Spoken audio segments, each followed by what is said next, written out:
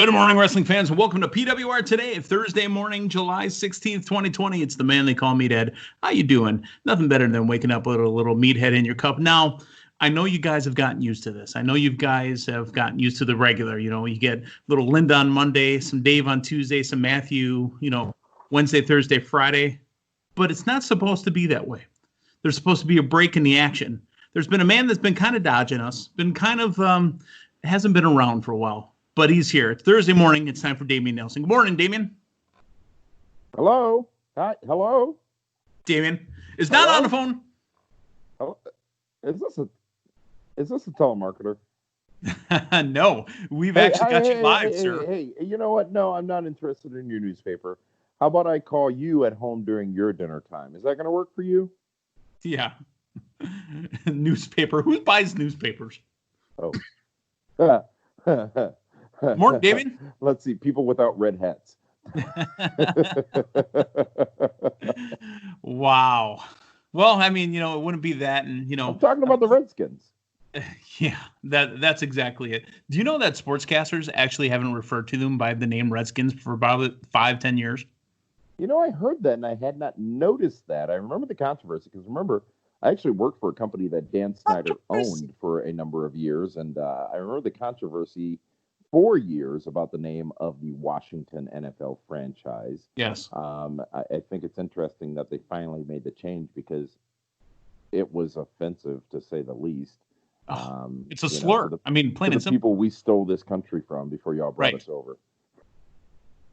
Right. No, it's not only that. It's not to go down this whole path, but it's like calling, we can't go down this path. Yeah, I was going to say, there's no such thing as the familiar with that term. Yeah, the Milwaukee Southside Polacks. I'm just not a fan. God. What is this? What are you, corny? Jim Cornette? No. I'm of Polish descent. So. I have to always, anytime I mention Jim Cornette's name, have to disclaim, I've met Jim Cornette. I love Jim Cornette. I love his podcast. I will never say anything disparagingly about Jim Cornette because he will murder me with words. Yeah. I ain't starting that pissing contest. No, and to be honest, I got the one chance. I think it was once. It might have been twice, but I know it was once for sure because the interview that he cut a 5-minute promo on Slice was me behind the camera. Nope. Sierra Mist. That's what it was. It was something like that. Yeah. But yeah, that was I gotta say, I understand you're trying to make small talk, try to avoid the non-racial elephant in the room, but you have screwed me worse than Bret Hart in 1997. What? You are the proprietor of the draft. You are the owner of the points, the scoring. You are somehow or another in charge. Wait a minute. You're calling me Dewey, Cheatham, and Howe? You're the key holder. And I am pregnant with quintuplets based on how much you have screwed me. Wow. Screwed me in the draft because for the last 3 weeks on AEW, including last night, there are points that I should have been scoring that I am apparently getting gored on, not Rhino, but Al, getting gored on and not getting my points because there is a conspiracy. There is a deep blue state conspiracy against me that is keeping me from winning the draft because all of you hacks know that I have the superior team, I am the better selector, and I am going to dominate. So you are holding me back. You are withholding my points. You are withholding my votes. You are suppressing. You are closing polls. You are doing everything in your power to show in your own mind that you have some kind of superiority over my dominance in the PWR fantasy draft. It may be called fantasy, but let me tell you this, my friend. It is still real to me. Damn it. Well, here's the thing, Dameon Nelson. Where are my points? So here's the thing. It was laid out by Mike Wickett when we started the PWR draft for 2020. Not chosen by me. Mike Wickett, not chosen by me, chosen by Dave Hero. However, I agree with Mike Wickett. I went along with Mike Wickett. Television events did not count. I don't have to stand here and listen to this. Would you like to carry on now? Would you like to talk about AEW and NXT from last night? I'd love to. Okay, because that's the third week in a row you didn't get points. So first points? off, we've got AEW, and it was Fight for the Fallen, another dubiously named pay-per-view. I know what it's for, but it's just ironic that we had Fighter Fest for 2 weeks and then a Fight for the Fallen the next week with the special name. Let's run down a couple of the things that happened on the show. Fight Club. Let's run down a couple of things that happened on the show. I'd like to take issue with, and I understand it's television. It is real to me, damn it, but I need some continuity. While Chris Jericho was out there cutting the promo of his life on Orange Cassidy. Don't speak bad about AEW. You will be labeled. He is cutting the promo of his life. This has nothing to do with the talent. I need some continuity because we had 2 back-to-back segments with a spill in the ring. And I'm thinking to myself, so the boys for the next hour got to work in that? No. Somehow they magically got it all cleaned up. I understand they either taped it in a different order or they changed out the ring mat. But still, come on, show me a little something.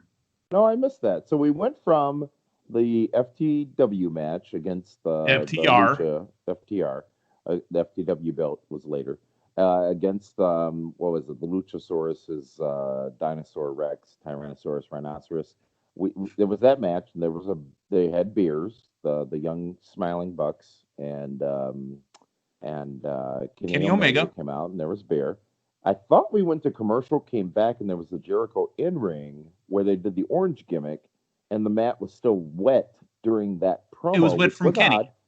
Yeah, it was odd, and I'm like, oh, they didn't change the canvas, because I was actually thinking when the beer thing happened, I'm like, oh, WWE, you blink, and they got a new canvas on, which, it's just fascinating how, again, the machine works. And then they come back, and I'm like, oh, hell, they didn't change the canvas. Now I can't help but look at these stains. The promo's great when Jericho's talking, but then the orange thing happened where Orange Cassidy came out with the thumbs down, dropped the orange juice on Jericho, ate all.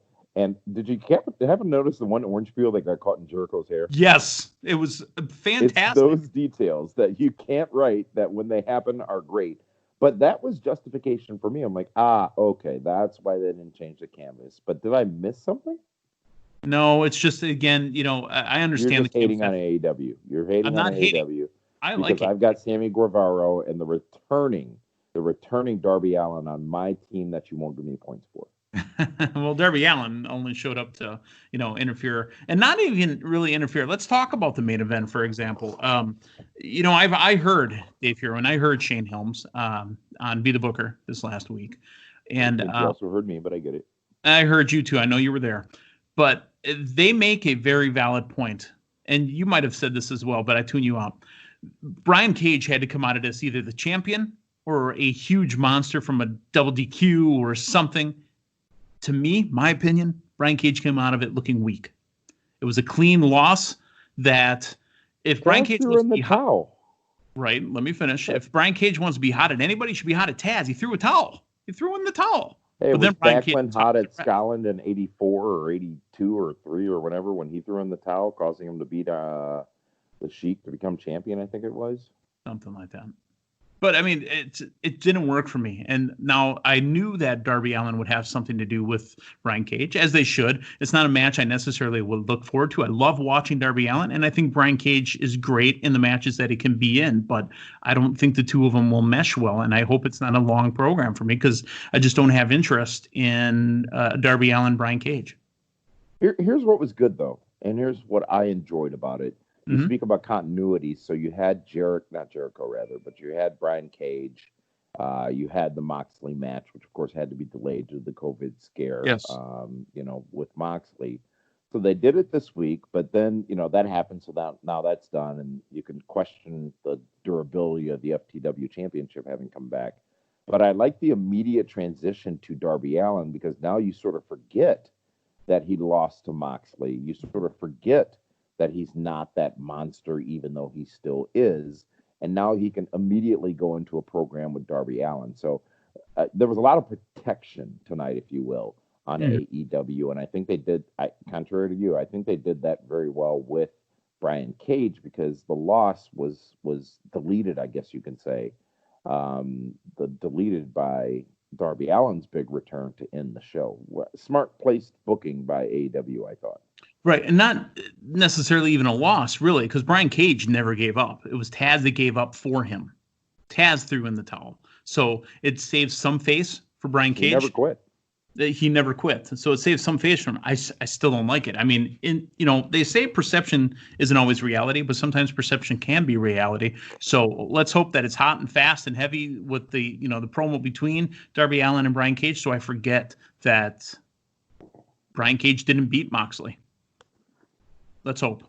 Yeah, I guess next week will tell. We didn't hear much about, at least from what I saw, slipping between both shows, so I may have missed it. Sure. What's going to happen next week? But one of the questions we asked on one of the primetime episodes last week was, what is next? How does AEW and NXT follow up on their big events from the last 2 weeks? Now, AEW was set with Fight for the Fallen this week. Yeah. I gotta say, I've long enjoyed and still enjoy watching AEW. It feels like a big event every Wednesday night to me. They do a great job. Tonight was a little shaky. Last night, rather, was a little shaky. The Cody Sonny Kiss match was good, but I think it may have exposed Sonny Kiss a little bit compared to the amazing talents and abilities of Cody Rhodes in the ring with him. I'm still having personal challenges with the Young Bucks, and I hate to say that, but I look at them and I don't know why, but something just gets to me. Franklin Delano Roosevelt is great. Right, the guy in the wheelchair. Yeah. Oh wait, no, that's Dr. Britt Baker in the wheelchair. You can't talk about that. I thought the Jericho Orange Cassidy thing was great. I thought Vicky Guerrero coming out with Nyla Rose was great as well. They did a lot of great stuff, but tonight, last night rather, I don't know why I keep saying that. It's because I watch or watch the shows in the morning, but it wasn't as, at the end of the episode, as exciting as I'm left normally. Now, we've said this for a long time, Meathead, on all of our years on the PWR Pro Wrestling Report, is that you can't hit a home run every week. Sometimes you hit a triple, double, or a single. Sometimes you get struck out. And I don't think it was that far down this week, but it just didn't have that. And let's be fair, we're coming off 2 weeks of fight for our Fighter Fest, big event, all big matches, championships defended. The storytelling, the advancement of the storylines was actually very good last night on AEW. When you look at what's going on with the Elite and FTR, Orange Cassidy Jericho, which we thought was over, but it's not. Brian Cage advancing the story with Darby Allin, Nyla Rose story advancing, Sonny Kiss getting endorsed by Cody Rhodes. And when I say all those things, it makes me realize that perhaps things were better than even I thought when watching the show. One thing that certainly isn't up for discussion or doubt is just how great Chris Jericho is on commentary. The orange juice thing all night long. And think about it. Not only was it entertaining, but it also perpetuated the story being told between he and Orange Cassidy. And let's also not forget Orange Cassidy, who I think is amazing. And I might be the review board is evaluating the ability to endorse another talent. Let me just say that. But Orange Cassidy never said a word. And by the way, I want one of those towels. Absolutely. But me personally, I need a towel with my face on it. Of course you do. It's already in the works. Yeah, folks. and if you could put just a few words at the bottom of it saying, "I screwed Nelson, Mr. Hebner." Good grief. I mean, how much for the plastic surgery, brother? But again, Orange Cassidy, I heard Shane say this, I'm going to say a month, 2 months ago. The old guys are always saying, try to do more with less. Who does less than Orange Cassidy? And who does it better with less than Right? Orange Cassidy? Ain't nobody. Orange Cassidy's phenomenal. I wonder this too, and this is not a question I had prepared for you, but I wonder with Jericho continuing now with Orange, is Tyson put on hold, or are they just waiting for an arena show, or is Tyson done? I wonder that. That's a good question, Meathead, and we talked about this on Primetime. They got to wait for an arena and a crowd with Tyson. That's a capitalization opportunity. That's a monetization opportunity. They've got to wait for that. So I think that they too are somewhat spinning their wheels, trying to figure out when that time can come. When can they do that? I think they hoped and thought that it could come for their buy in all out, whatever it is, or in September, to Mhm. do it there. And maybe they still can, but now Florida's taken a dump. So, I think Tyson's on hold, but they got to keep us engaged with the Tyson situation. It's Yeah. going to be good that we forget about Tyson, but it's also not going to be good if we forget about Tyson and he just shows up again and we have to then go back and say, oh, yeah, Tyson was there 6 months ago. I remember. Yeah. And, Florida really, if we're not saving just the Orange Blossom Trail, I mean, what's Florida got in it anyway? So OBT. I miss me some OBT. Let's First talk. place. I've said this before on this program, and you and I have been up and down OBT. And every time I go to Orlando, Florida, I start on the Waffle House end of OBT by I-4, Yep. and then I drive all the way down to the sultry end of OBT, where it's the first place I saw live prostitutes working. And, Dude, and daytime. in daytime at the because I think you were driving it and I'm like, Meathead, look. Oh yeah, there they are right there. Hi. Yeah. Well, the first one you see, you think about it, you're like, is she? Nah, she's just scantily clad. Wait a minute. Is she? Wait, what? There's another. Is she? Oh my God, this is it. These are whores. Where's Dr. Detroit? Doctor, woo. The Orange Blossom Trail, sidetracking, and then we'll come back to NXT. The Orange Blossom Trail has brought up a philosophy for me and a question for me that I've asked anybody ever. So use our Milwaukee, for example. Can you name a street, east to west, north to south, that is either all good or all bad? Because if you think about Orange Blossom Trail, at the end of it, it's nice. Yeah. You get to the other end of it, holy smokes, what's going on here? It is a cross-section of America in Orlando, Florida, driving from one end of OBT to the other, and I love it. Absolutely. Hey, let's talk some NXT. So it's night one of NX Lee, as Morrow keeps calling it. The NX Lee era has begun. He is the world and North American champion. And instead of having Karrion Kross come out to him, he calls out Dominik Dovacek. I always say his last name wrong, but calls out his boy Dominik. Huh? What's that? I said, aren't you Polish? I am, but that doesn't mean I can pronounce every name. It didn't have a ski on it, so I mean, it's not that close for me. But he calls out his boy and gives him a title shot. Last night he had a title shot. I thought NXT. I mean, if we're talking, back to forth, Jericho said in his promo, "Hey, we might have lost the overall, but I won the demo. I'm the demo god, baby. We won 18-49." I thought AEW was the better show last night because they had more that had me interested. We find that next week Dominik will be taking on Karrion Kross. Are they stalling for Karrion Kross to go to Keith Lee, or is this just one bump in the road to get to a takeover like right before SummerSlam with a Keith Lee Karrion Kross match? Yeah, I think it is. I mean, Keith Lee is all kinds of potential in WWE, and he is the unified champion. I don't think we saw or heard anything from Adam Cole on NXT last night. Correct me if I'm wrong, because I was flipping back and forth. So it is the NX Lee era, which has a good ring to it. But, they've got to maintain it. And he's got talent. He's got skills. It's more than just a shoulder block. So I think there's some longevity there. But, they've Karrion Kross, right, is the next step. And when will the chosen one, literally, if you look. Yeah, when will that step happen? SummerSlam's now a wash. Looks like that's going to be at the Performance Center. And I got to say this, if we back up a little bit to last Monday night, I've been watching Raw, and it's a chore at 3 hours no matter what their situation is. But it's a chore when it's in the arena. Yeah, but now it's even more a chore because when I watch it, I'm like, oh, good God. This plexiglass is just hurting me. And what I mean by that is, to me, unfortunately, as opposed to the escape it's now a reminder of the world we're in. Yeah. And that is not a good thing. Now, NXT does great. And as I was watching last night, I'm like, hey, just give me a dark setting so I don't have to glare off the plexi, so I don't need to be reminded that our world has changed in an unfavorable way substantially over the last 6 months.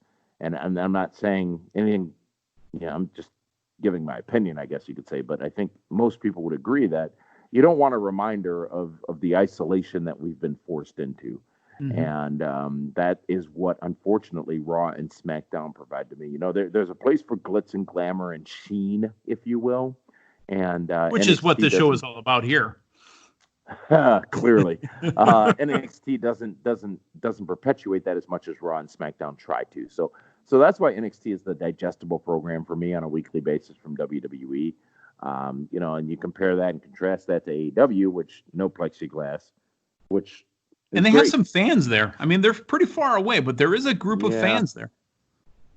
Yeah, but you gotta. JR talked about last night. Tony Schiavone wasn't there. His test results hadn't come back. I think they're being responsible, but yes, and I don't want to dig too deep into this for a variety of reasons, but Florida is a challenge right now as it pertains to this epidemic, and I think that they have a responsibility to be responsible, and I'm not sure they're doing that completely. But again, that's not for me to judge necessarily. I'm just saying, watching the product, because as you said, a couple times they showed the fans in the audience that were sort of up higher in the stands, and like you had all those empty seats, yet they were all together, and to a point it becomes a responsibility of the person. And I feel like I'm preaching. I don't want to get into that, but we were talking about NXT. We were talking about the Keith Lee era. I'm liking it. I think we can get some time out of it. But WWE, you saw the ratings for Raw on Monday night, and I've said many a time ratings don't matter, but now they do, because you're comparing yourself to yourself. And Raw achieved one of its lowest ratings, if not its lowest rating in the new era history. And I think fatigue is setting in. I mean, it's the same stuff every week. Even if the in-ring content is different, it looks the same. I was watching Survivor Series 2016 on FX1 or 12 or whatever it was, just 2 nights ago. And I remember it was on. I didn't quite realize it. I tuned to it. As soon as the channel popped up, I'm like, oh, fans, an arena, people, a set. Right. It just had the atmosphere, and it reminded me of how challenging we are right now. Yeah, and me, honestly, we've talked about this on this program. I'm watching old WCWs. I just watched April 10th, 2000. Wait, WCW. That's a defunct wrestling organization that went out of business and was purchased by WWE in 2000. Yeah, that's funny, because I use that kind of speech when I talk about Fyter Fest, a program that Dameon Nelson will not be winning any points for. Oh, you mother! Don't let me get high pitched. Folks, we've got a lot more content coming up. So it's Thursday morning. That means Thursday night. Do we got Shane Helms coming up tonight again? Little beat a booker for the weekend? Is Seth Rollins losing an eyeball? It's the world against Dameon Nelson, because you won't give me points, and Shane thinks I don't know how to name my flavors of Kool-Aid. So tonight on Dameon, I'm going to stop you right there. You and I know this. You and I both represent the 414. You might be from one side of the bridge. I might be from the other side of the bridge, but we're the same person. It's purple. Come on, bro. It's purple. It's red. And red and grape. It is red and grape. In my household, it was red and grape. Purple was non-existent, and that was my mother's favorite color, red and grape.